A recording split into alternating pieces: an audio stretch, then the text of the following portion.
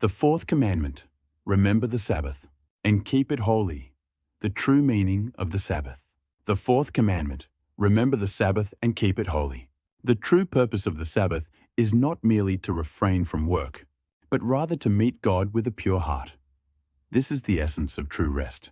A pure heart is one that is free from the stains and distractions of the world.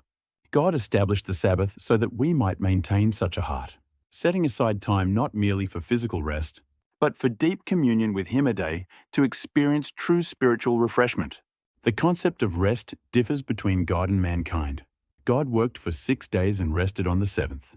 However, for Adam, the first human, the Sabbath was the very first day he experienced after being created.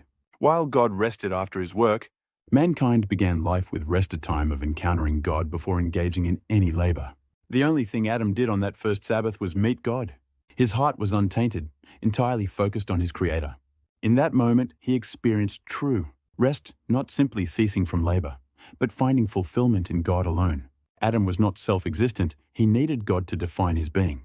His heart was created to long for God, to be filled by Him, and to find peace in His presence. On that first Sabbath, Adam was completely absorbed in God, with no distractions or defilements. His sense of identity and purpose were rooted entirely in God, and in that, he found perfect peace. From this, we understand what God desires for the Sabbath. Just as He met Adam on the first Sabbath, He desires to meet each of us today.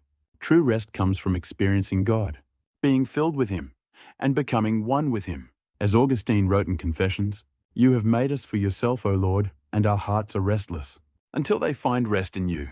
Indeed, to encounter God is to find rest, and only in Him can we experience true peace,